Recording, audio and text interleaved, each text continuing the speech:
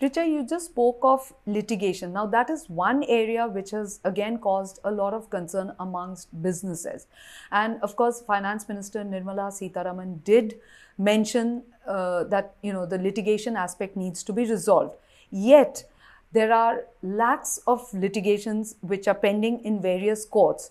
Now, how do you read the situation? What are your thoughts on the ways to reduce this?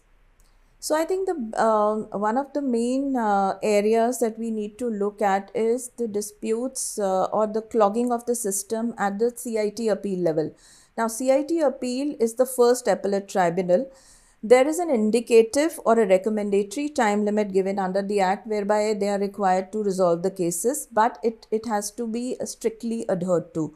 That's currently It's not not being happening. done. That's currently not being done.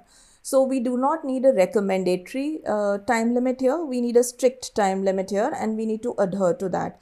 So, and the other thing which I feel is that yes, the government intent is there. There's a lot been done. You know, the thresholds for filing appeal at the tribunal, at the High Court, at the Apex Court have all gone up.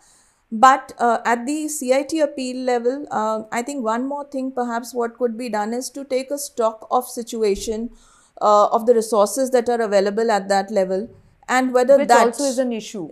whether that is causing an Manpower. impediment, huh? Because the intent of the government is there.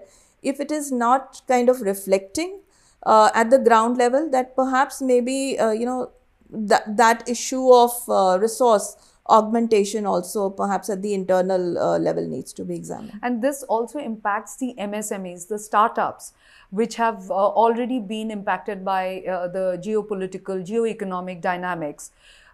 Ease of doing business is another area. The government has been talking about improving ease of doing business, but as long as these litigations pile up, the ease of doing business will never really happen for especially these MSMEs and startups. Your No, thoughts, no, no, Richa? absolutely. You know, there has been a lot of work which is already done in the direction. There are the presumptive tax regimes which are instrumental to reduction of litigation. But yes, things like this, the the dispute resolution piece, if some more work could be done in that area, that could really help so that they could focus more on the business side rather than litigation, which is, of course, a very costly affair. And that's been a complaint for many years that we keep going to the courts, showing up, spending money, and like what you said, the business bit of it is completely Yes, takes a backseat in these right. cases. Let's talk about now equalization levy. Of course, that bit has been abolished. How do you think that will have an impact on, especially on NRIs?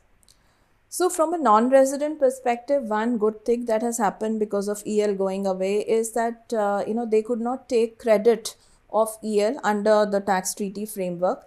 Now, with EL gone, these income streams come back to the normal Income Tax Act, which means that withholding tax would be done and therefore the credits would be available. So that's a bonus for them.